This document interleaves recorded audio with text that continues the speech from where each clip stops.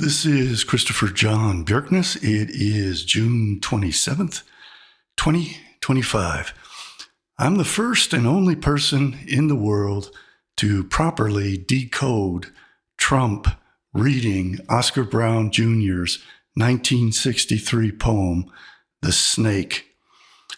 People realize that Trump is cryptically referring to himself, but they don't understand what he's actually saying or what Oscar Brown Jr. was actually saying. People are aware of the fact that Brown's poem appears to be based on Aesop's fable, The Farmer and the Viper, and that is certainly true on the face of it. But what it's really doing is conveying the Kabbalistic story of Eve and the serpent in the Garden of Eden. It talks about a woman who finds a half-frozen snake. That woman is Eve. That snake is the serpent in the Garden of Eden. The serpent in the Garden of Eden is Samael, Satan, the devil, the accuser, the adversary, Samael. It is the Messiah, son of Joseph. Trump is the Messiah, son of Joseph. Messiah, son of Joseph, is Jesus Christ. Jesus Christ returns as the Antichrist. Trump is Jesus Antichrist. The poem also refers to Eve feeding the serpent milk and honey. That's a veiled reference to the promised land of milk and honey. Trump himself refers to the American-Mexican border. That is a reference to the exile of Adam and Eve from paradise, from the Garden of Eden, with a flaming sword keeping them out. Trump is keeping the Gentiles out of paradise, out of the Garden of Eden, out of the land of milk and honey. The snake and Eve in the poem cryptically fornicate, as they do in Kabbalah, to produce their devilish child, Cain, who makes the first human sacrifice out of his brother Abel to please the gods. The serpent bites Eve and kills her with its poison. Its poison is the venomous fruit of the tree of the knowledge of good and evil, which is unripened until the world to come, at which point it becomes ripened and consumable. But in its original state, it is the serpent's venom. Wine is the serpent's venom that is fed to the Gentiles in the cup of wrath of the Eucharist of Jesus Christ. These are all Kabbalistic codes deeply embedded in this poem by this communist Oscar Brown Jr. I'm certain he was aware of all that. It would be mind-boggling if he were not.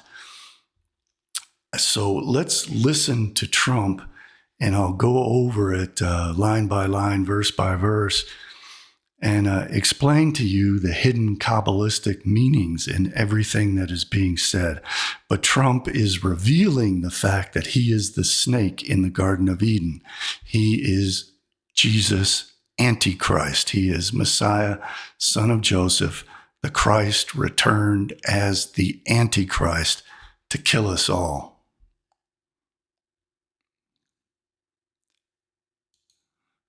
So here is Trump, and let's have a listen.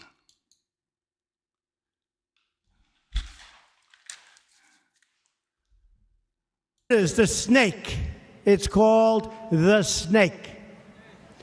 On her way to work one morning. He is referring to Eve in the Garden of Eden. The her is Eve. Down the path along the lake, a tender-hearted woman saw a poor, half-frozen snake.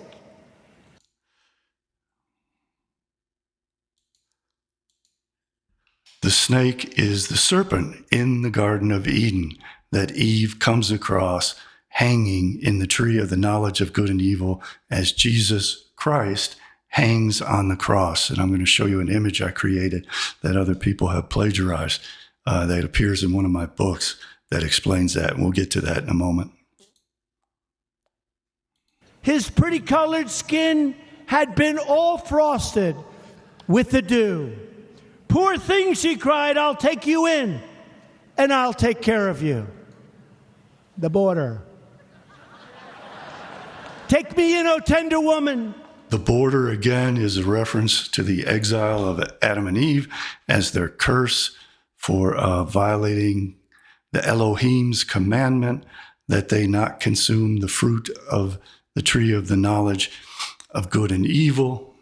It is made in reference to the land of milk and honey, the promised land, which is the Garden of Eden on earth. And again, Eve is the woman, and the serpent is the serpent, the most important serpent in all history. Half-frozen snake. His pretty colored skin had been all frosted with the dew. Poor thing, she cried, I'll take you in, and I'll take care of you. Taking in the snake and taking care of the snake is a reference to the oral tradition of Judaism that Eve fornicated with the serpent to produce their child Cain. The border. Take me in, O tender woman. Take me in, for heaven's sake. Take me in, O tender. For heaven's sake represents the fulfillment of the necessary fall of Adam. The Kabbalist Isaac Luria made very clear that it was necessary in order to bring about the rectification of flawed creation. Adam had to fall. The woman sighed the vicious snake. She wrapped him up all cozy in a comforter of silk and laid him by her fireside with some honey and some milk. When he says laid him, it is quite literally laid him. She had intercourse with the serpent to produce Cain, and I'll get into the proof of that in a moment. By the fireside represents by hell. She hurried home from work that night, and as soon as she arrived, she found that pretty snake she'd taken in had been revived. Take me in, O tender woman. Take me in, for heaven's sake. Take me in, O tender woman, sighed that vicious snake. She clutched him to her bosom. You're so beautiful, she cried. But if I hadn't brought you in by now, oh heavens, you would have died. Clutched the snake to her bosom. That's an obvious reference to their having sex. She stroked his pretty skin again and kissed him and held him tight. But instead of saying thank you, that snake gave her a vicious bite.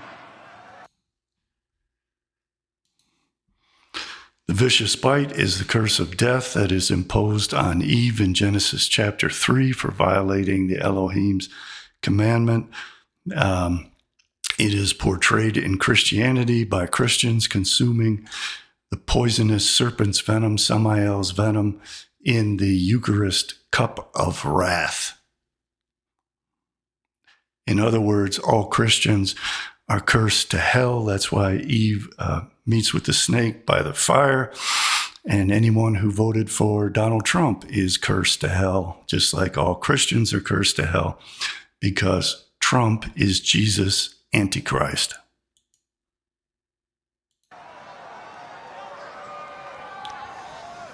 Take me in, O tender woman. Take me in for heaven's sake. Take me in, O tender woman, sighed the vicious sake.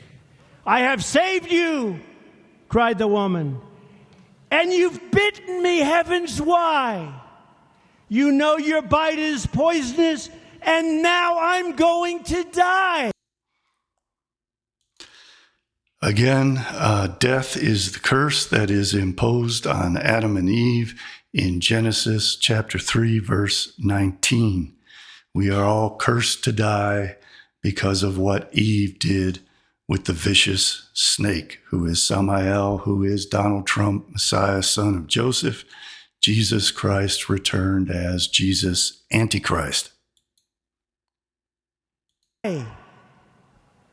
Oh, shut up, silly woman, said the reptile with a grin. You knew damn well I was a snake before you took me in. That's a cryptic reference to Genesis chapter 3, verse 4, where the serpent says not to listen to God and that she'll live forever if she consumes the forbidden, unripened, poisonous fruit of the grapevine, the tree of the knowledge of good and evil, as Christians do when they consume the wine in the Eucharist, cup of wrath. So now that I've explained it all to you, well, first let's have a look at this image that I created that others have plagiarized from me that appears in my book, where I combine a painting of the crucifixion with Mary and John to a painting of the tree of knowledge of good and evil with the serpent with Adam and Eve. Jesus Christ is crucified, killed on the tree of death. The Zohar refers to the tree of the knowledge of good and evil as the tree of death. So Jesus hanging on the cross and being killed, crucified by the tree of death, represents the serpent in the Garden of Eden. Jesus tempts his followers with gnosis. That's why the Gnostics are called Gnostics. Gnostic is the Greek word for knowledge.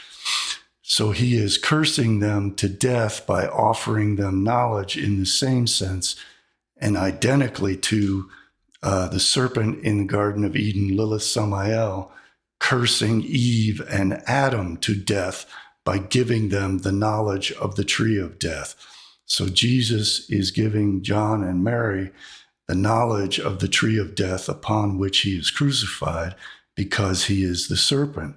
Likewise, Donald Trump is Messiah, son of Joseph, Cyrus, Jesus, the Jesus Antichrist. He is the Christ returned as Antichrist.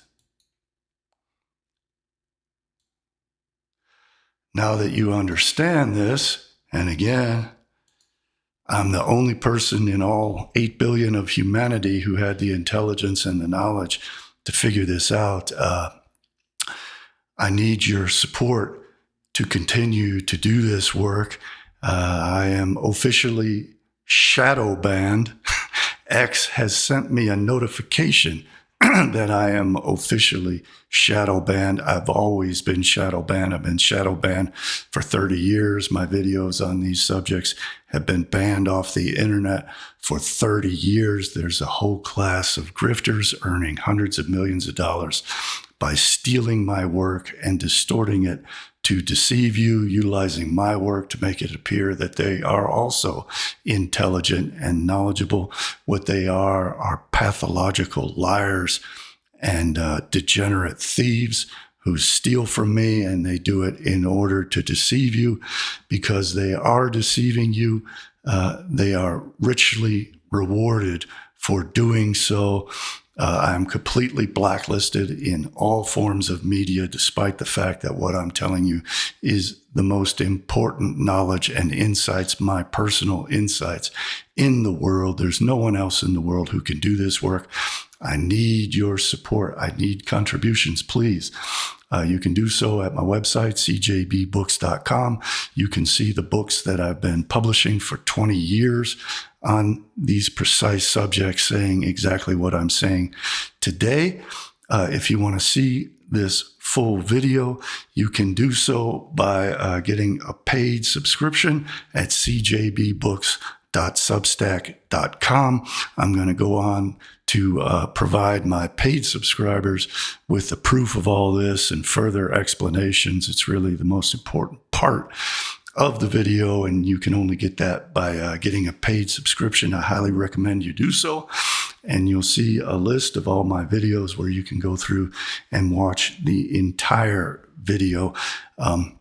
The morons who steal my work don't really understand this. All they can do is parrot me verbatim and then lead you down the garden path into hell the same way that Donald Trump is doing.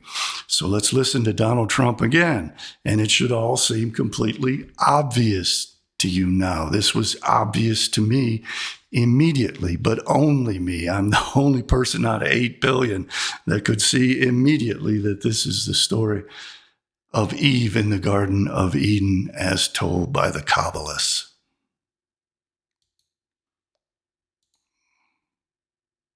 So here it is, the snake.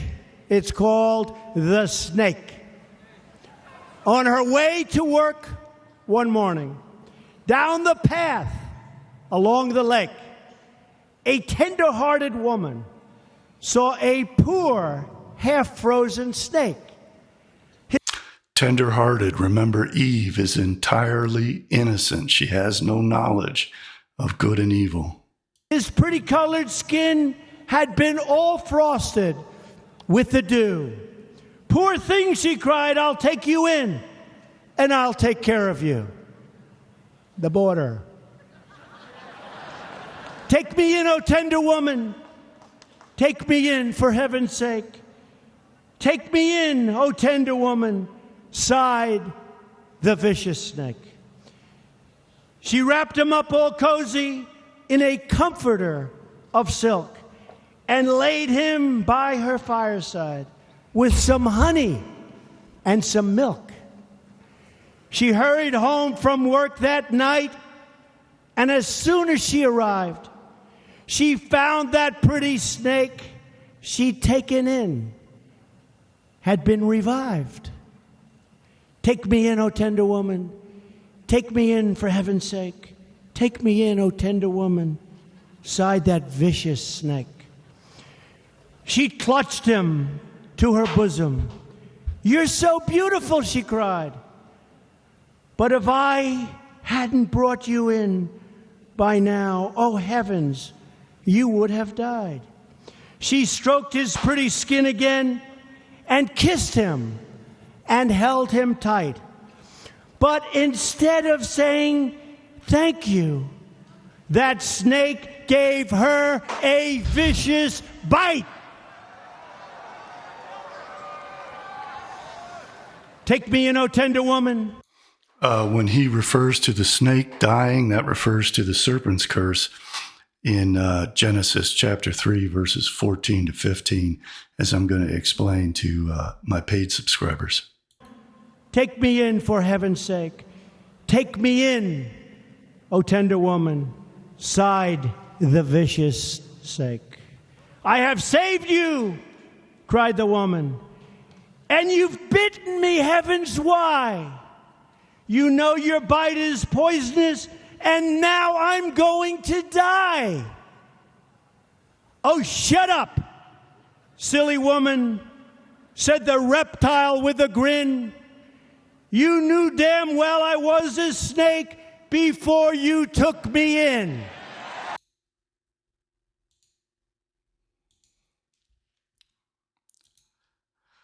So that concludes the free portion of my video. I strongly encourage you to get a paid subscription at CJBbooks.substack.com.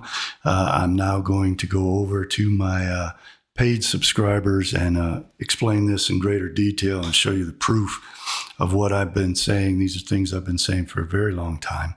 So please join me over there. You're missing out if you don't.